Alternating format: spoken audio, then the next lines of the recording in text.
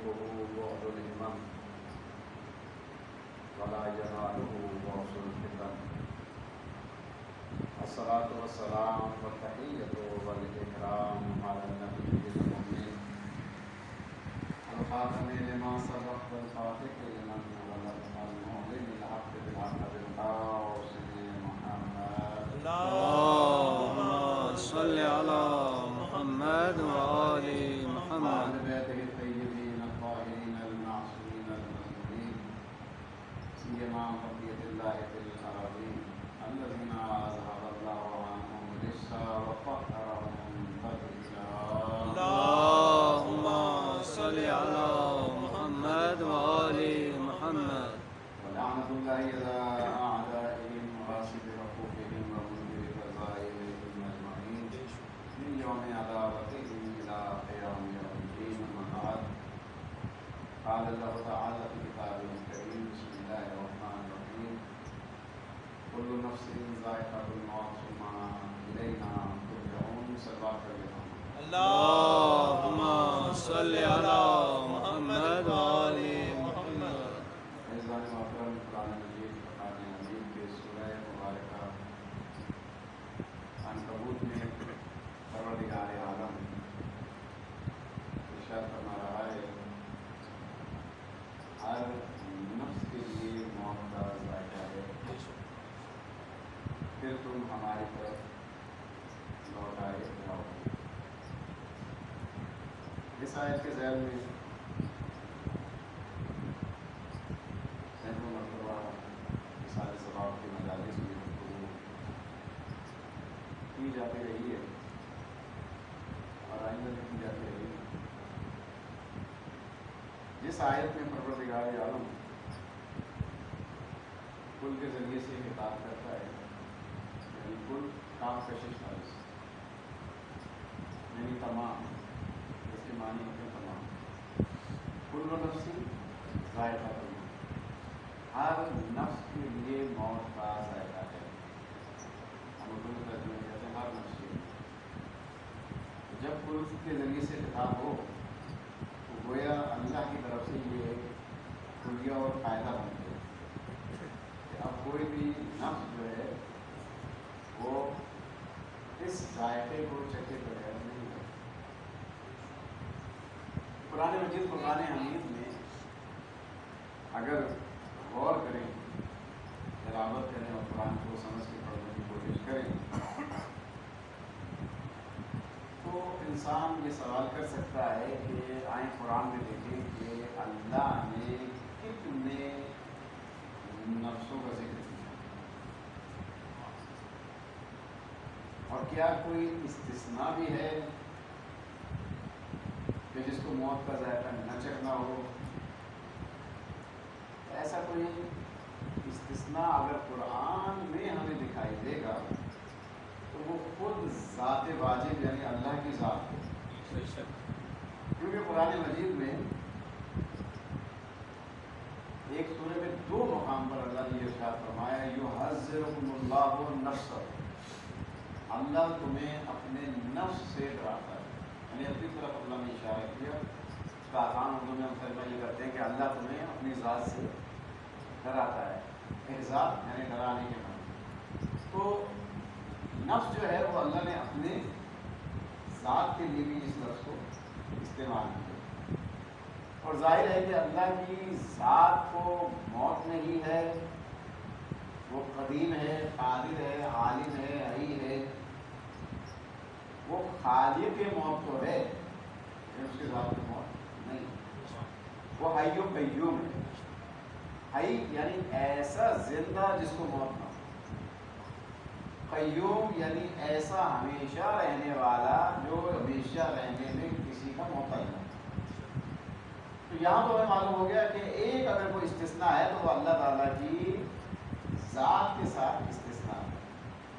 اس کے علاوہ قرآن مجید میں ہمیں دو مقامات پر ایسے ملتے ہیں کہ جہاں پر ہم یہ دیکھنا چاہیں کہ اللہ نے جن نفوس کا ذکر کیا ان کی تعداد کتنی ہے. تو ہمیں دو مقام اور ملتے ہیں کہ جہاں پر پروردگار عالم سورہ مبارکہ یوسف میں ارشاد इरशाद फरमाता है वमा उबर्रिउ नफ्सी इन्न नफ्स लअम्मारतुम बिस्सू इल्ला मा रहिम रब्बी, कि मैं अपने नफ्स को भी बरी व ज़िम्मा नहीं समझता।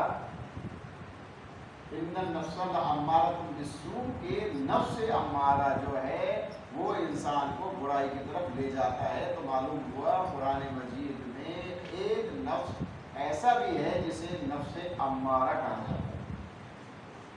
वमा उबर्रिउ नफ्सी, मैं अपने नफ्स को इससे बरी व ज़िम्मा नहीं समझता। ये उस मकाम की बात है कि जहाँ पर हम देखते हैं कि हज़रत यूसुफ अलैहिस्सलाम को ज़्यादा हक़ से बहकाने और बरगलाने और ज़्यादा हद से हटाने के लिए कोशिशें की जाती हैं, लेकिन हज़रत यूसुफ अलैहिस्सलाम अल्लाह की निशानियाँ देख लेते हैं और राह हक़ पर साबित कदम रहते हैं, अपने राह हक़ से नहीं हटते। तो वहाँ पर भी उस मकाम पर भी हज़रत यूसुफ ये ज़रूर फरमाते हैं कि मैं अपने नफ्स को भी इससे बरी ज़िम्मा नहीं समझता। हाँ, मगर जिसके नफ्स पर अल्लाह की रहमत हो जाए वो नफ्स जो है बुराइयों से बच जाता है। तो वहाँ पर बताया कि नफ्स जो है नफ्स अम्मारा भी है। नफ्स अम्मारा क्या है? जो इंसान को बुराइयों की तरफ उभारता है। अगर किसी बुराई की तरफ मैं माहिर हो रहा हूँ, अगर मैं अपनी ज़िंदगी में कोई गलत काम करने की रग़बत रखता हूँ, तो वो नफ्स अम्मारा है कि जो मुझे गलत काम की तरफ उभार रहा है। इसे नफ्स अम्मारा कहा कुरान मजीद फुरक़ान हमीद सूरह मुबारका यूसुफ। अब ये अल्लाह के अदल के खिलाफ है कि वो ऐसा नफ्स को रखे कि जो इंसान को बुराई की तरफ उभार रहा हो और उसके मुकाबले में कोई ऐसी चीज ना हो कि जो उसे उस बुराई से बचा रही हो। यानी उभारने वाला, बुराई की तरफ उभारने वाला, बुराई की तरफ ले जाने वाला नफ्स तो मौजूद हो, लेकिन बुराई से रोकने वाला नफ्स मौजूद ना हो। इसलिए कुरान मजीद में सूरह मुबारका क़यामत में इरशाद हुआ कि लउक़्सिमु बिन्नफ्सिल लव्वामा, मैं नफ्से लव्वामा की कसम खाता हूँ। वहाँ पर इसकी तशरीह जब आप करेंगे, नफ्से लव्वामा यानी मलामत करने वाला नफ्स। अगर नफ्से अम्मारा बुराई की तरफ लेके जा रहा है तो नफ्से लव्वामा उस बुराई की तरफ जाते हुए नफ्स पर मलामत करता है। यही वजह है कि परवरदिगार आलम ने अगर एक नफ्स अगर ऐसा है जो हमें बुराई की तरफ लेके जा रहा है, तो उसके अदल का तकाज़ा ये था कि एक नफ्स को ऐसा खल करे जो हमें बुराई से भी रोके। तलवार पढ़े मोहम्मद वाले अल्लाहुम्मा सल्ली अला मुहम्मद व आलि। ये हमें दो नफ्सों के बारे में पता चल गया। एक नफ्स अम्मारा है जो बुराई की तरफ ले जाता है, और एक नफ्स लव्वामा है जो हमें बुराई से रोकता है, मलामत करता है हमें कि तुमने ये गलत काम किया। अगर नफ्स अम्मारा हमें बुराई में मुलव्विस भी कर देता है, आलूदा भी कर देता है किसी बुराई से, तो नफ्स लव्वामा जो है वो हमें मलामत करता रहता है, और उसकी मलामत ही हमारे काम आती है कि इंसान बुराई से अच्छाई की तरफ आ जाता है और अपनी बुराई से तौबा कर लेता है। ये अल्लाह ताला ने हमारे लिए एक बहुत बड़ी नेमत की सूरत रखी। एक जगह हमें एक तीसरे नफ्स का भी पता चलता है कुरान में। बाकी जितनी भी शिकें हैं, बाकी जितनी भी अक़साम हैं, वो इन्हीं से निकलती हुई आपको दिखाई देंगी। एक मकाम पर हमें एक और नफ्स का पता चलता है, लेकिन यहाँ उस तक पहुँचने से पहले हम जरा इस दो नफ्सों की तरफ और थोड़ी सी तवज्जो कर लें कि नफ्स अम्मारा हमें बुराई की तरफ लेके जाता है और नफ्स लव्वामा हमें मलामत करता है, बुराई से रोकता है। कुरान कह रहा है कुल्लु नफ्सिन ज़ाइक़ातुल मौत, हर नफ्स के लिए मौत का जायका है। तो मालूम ये हुआ कि नफ्स लव्वामा मौत का जायका चखेगा, नफ्स अम्मारा मौत का जायका चखेगा। नफ्स अम्मारा और लव्वामा जहाँ पर इंसान बुराई की तरफ जा रहा हो उसे इत्मीनान नहीं होता, और जहाँ पर इंसान बुराई में आलूदा हो कि जब तक तौबा न कर ले वो सकून और इत्मीनान से नहीं रहता। अब कुरान मजीद ने एक तीसरे नफ्स का हमें पता बताया 30वें पारे में सूरह मुबारका फजर में, कि इस सूरह मुबारका फजर के बारे में हमारे एक शहीद आयतुल्लाह उज़्मा सैयद अब्दुल हुसैन दस्ते-गैर इसकी तफसीर में कहा करते हैं कि अगर मुझे शरीयत इजाज़त दे तो मैं इस सूरह फजर का नाम सूरह हुसैन रख दूँ। میں اس سورہ کا نام جو ہے وہ سورہ حسین رکھ دوں، اس لیے کہ اس کے آخر میں ہمیں وہ اس نفس کا پتہ چلتا ہے کہ جس کے بارے میں قرآن کہہ رہا ہے کہ نہ تو یہ نفس لوامہ ہے نہ تو یہ نفس امارہ ہے، بلکہ ارشاد ہوتا ہے یا ایتھا النفس المطمئنہ ارجعی الی ربک راضیۃ مرضیہ فادخلی فی عبادی وادخلی جنتی، اے نفس مطمئنہ اپنے رب کی طرف رجوع کر، اپنے رب کی طرف رجوع کر۔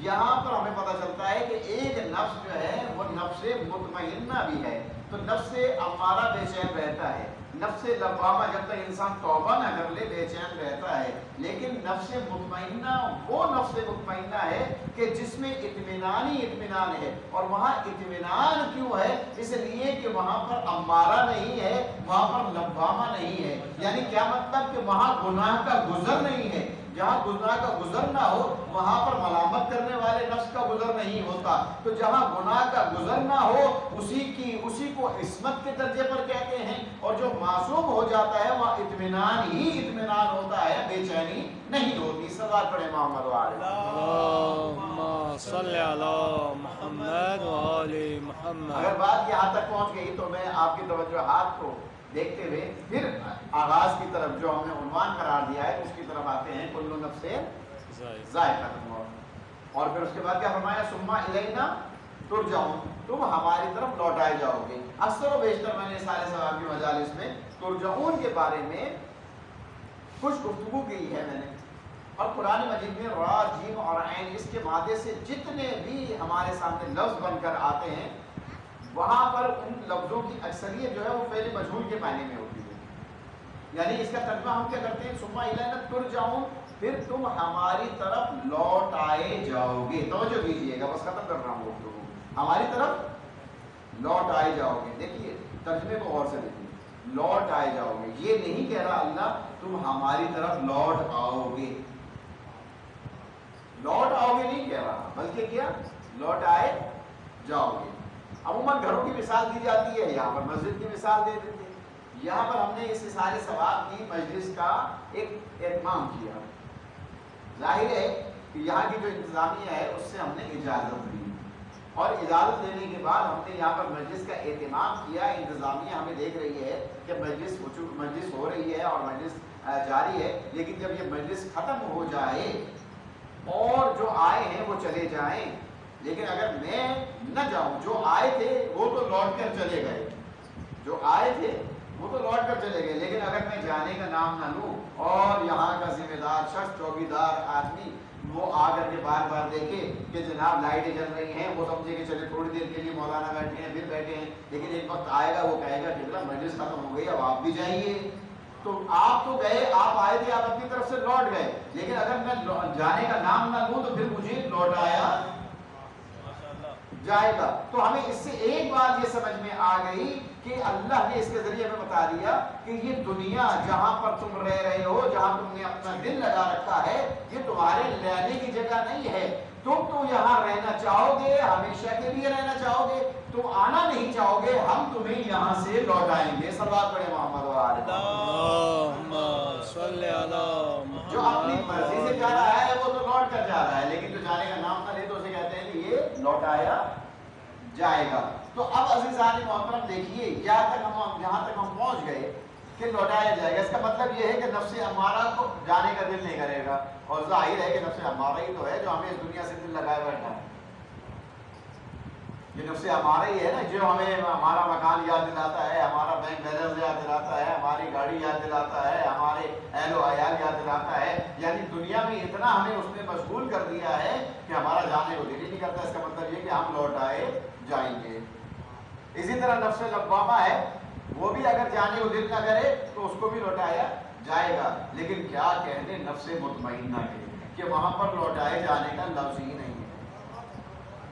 وہاں پر ارشاد ہو رہا ہے یا ایتھا النفس المطمئنہ ارجعی، لوٹ آ، یعنی وہاں پر بلایا جا رہا ہے، وہاں دل لگایا ہوا نہیں ہے، یہ نہیں کہا جا رہا کہ تجھے لوٹایا جائے گا. وہاں کہا جا رہا ہے کہ لوٹ آ.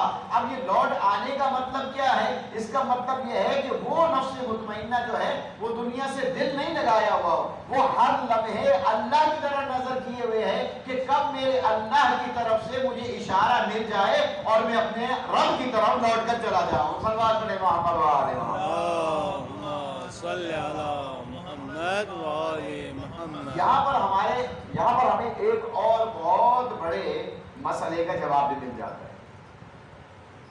یعنی اگر کوئی اعتراض کا لفظ استعمال کرے تو اس اعتراض کا جواب بھی مل جاتا ہے. اور وہ کیا جواب ہے کہ جناب امام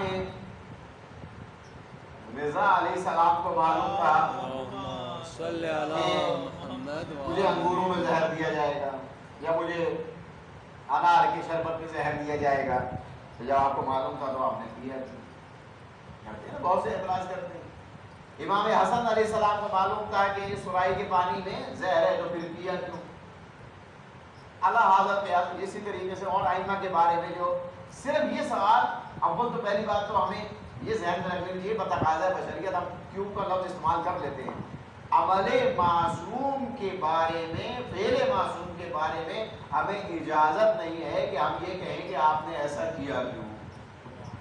اس لیے کہ ہمارا کیوں کا سوال کرنا گویا امام پر اعتراض ہے کہ آپ نے ایسا کیوں کیا. یعنی ہم جانتے ہیں کہ امام کو نہیں کرنا چاہیے تھا، امام کو نہیں معلوم تھا کہ مجھے نہیں کرنا چاہیے، لہذا ہمیں کیوں کا.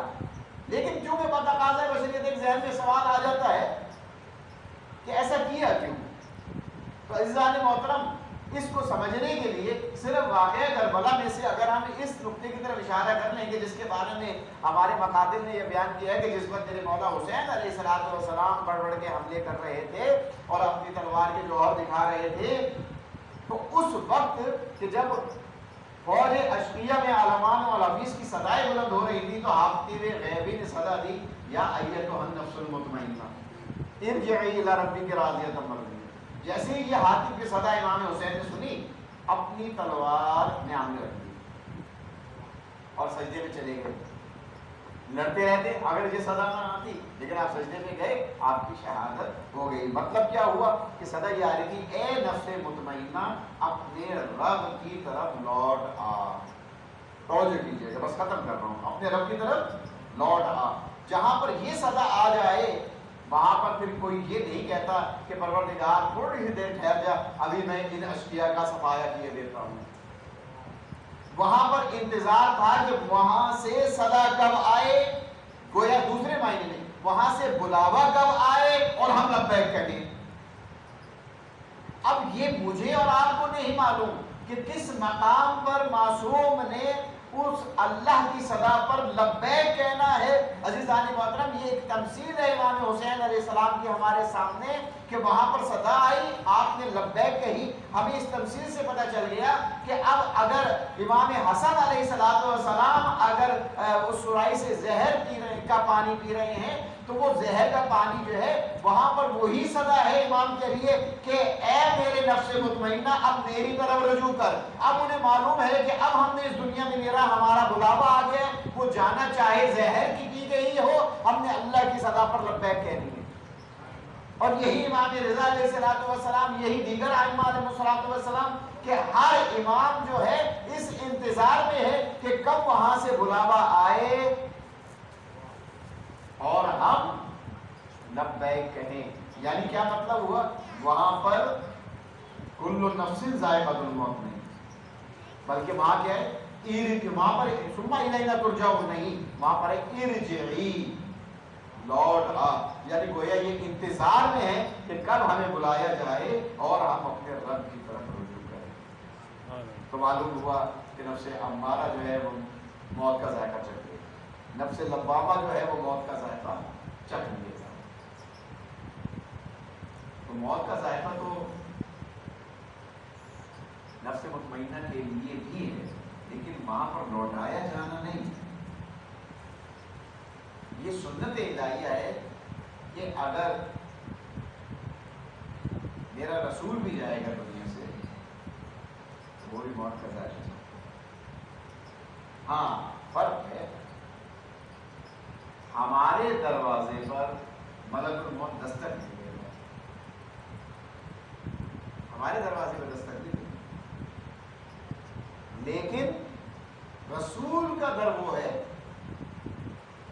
کہ جہاں پر بغیر دستک کے آتا ہے، گویا جناب سیدہ سلام اللہ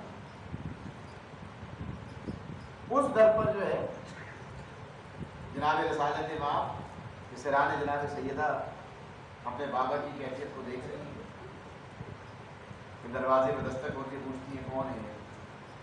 رسول سے ملنا ہے۔ ہاں میرے بابا علی ہے، پھر کسی وقت آ جانا، تھوڑی دیر کے بعد پھر دستک ہوتی ہے، پھر جناب سیدہ یہی کہتی ہے، پھر دستک ہوتی ہے۔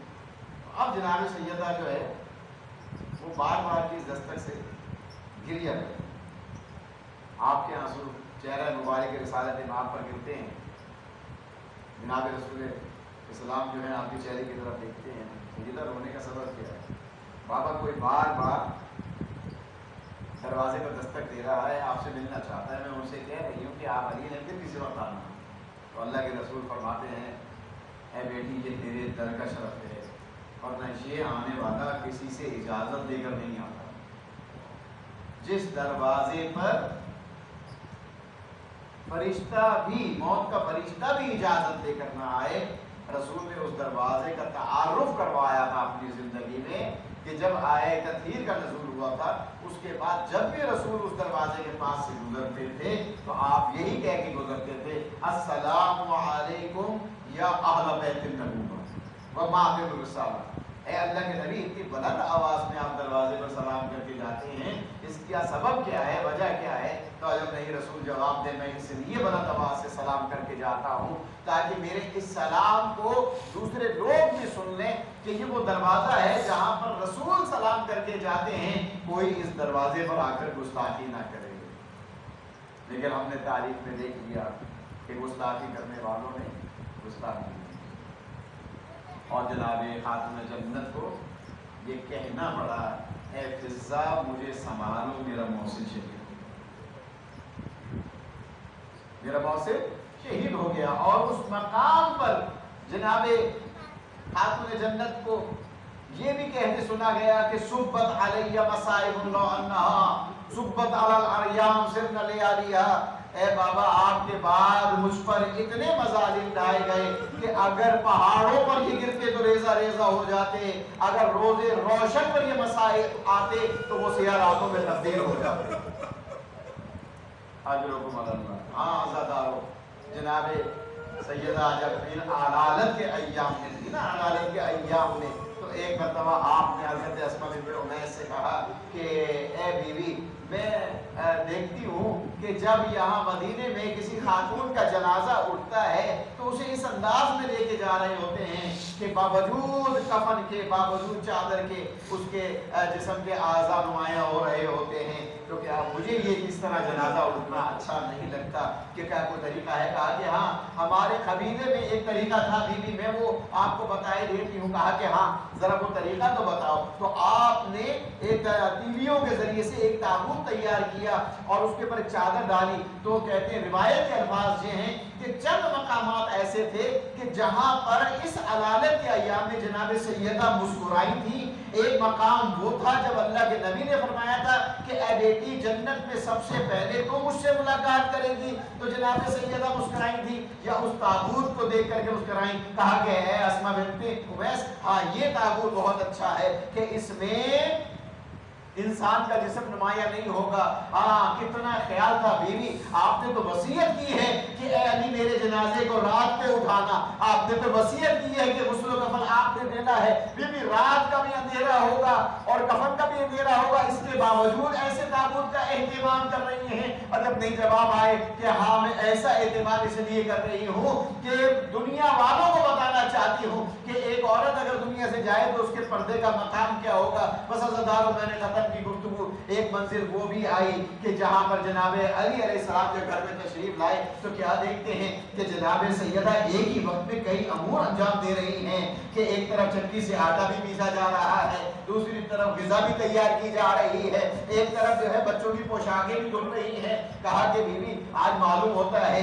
کہ آج مزاج میں طبیعت میں کچھ افاقہ ہے۔ کہا کہ ہاں علی میں سو رہی تھی کہ میری آنکھ لگ گئی، میں نے اپنے بابا کو خواب میں دیکھا کہ وہ فرما رہے ہیں کہ بیٹی اب تیری مصیبتیں ختم ہونے والی ہیں، اب تو مجھ سے ملنے والی ہے، اے علی میں اب جانے والی ہوں، میں چاہتی ہوں اپنی زندگی میں اپنے بچوں کا اہتمام کر کے چلی جاؤں، ان کی پوشاکیں دھلی بھی ہو، ان کے کھانے کا اہتمام ہو۔ اے علی میرے بعد اب میرے بچوں کا خیال رکھنا۔ ہاں عزادارو، حضرت علی جو سن کے رخصت ہو گئے، آپ نے اپنے گھر میں یہ وصیت کی تھی حضرت اسماء کو، اے اسماء میں جا رہی ہوں کمرے میں، جب تک میری صدا آتی رہے تسبیح و تحلیل کی سمجھ لینا کہ میں زندہ ہوں، اور جب میری تسبیح و تحلیل کی آواز ختم ہو جائے تو سمجھ لینا کہ اب میں زندہ نہیں رہی ہوں۔ ہاں عزادارو، کچھ دیر تک تسبیح کی آواز آتی رہی، لیکن ایک وقت ایسا بھی آیا کہ تسبیح کی آواز نہیں آئی۔ حضرت اسماء کہتی ہیں میں جب کمرے میں گئی تو میں نے حجرے میں کیا دیکھا کہ جناب سیدہ اب دنیا میں موجود نہیں ہیں۔ ہاں اتنی وصیت ضرور کی تھی بیوی نے کہ جب میں دنیا میں نہ رہوں میرے شہزادے آئے تو پہلے ان کو کھانا کھلا دینا، ان کا منہ ہاتھ دھلانا، ان کے پوشاکیں بدلنا۔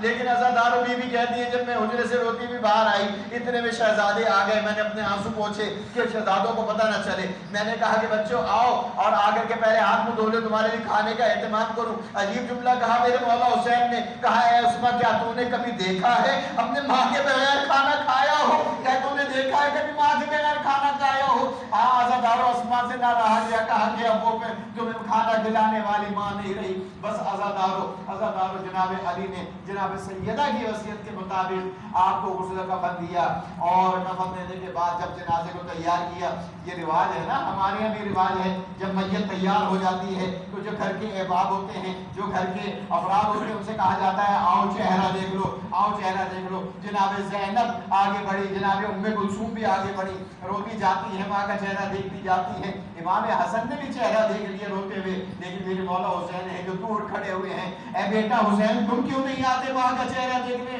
کہا کہ جب تک مجھے ماں نہیں بلائے گی میں اس وقت تک نہیں آگے بڑھوں گا۔ اتنا کہنا تھا، بندے کفن ٹوٹے، دو ہاتھ برآمد ہوئے، اے میرے حسین آ، اور میں تیری ماں تجھے بلاتی، میرے سینے سے لگ جا۔ میرے مولا حسین آگے بڑھے، ماں کے سینے سے لگے، نہ معلوم کس انداز میں گریہ کیا کہ صدا آئی اے علی حسین کو زہرا سے جدا کر۔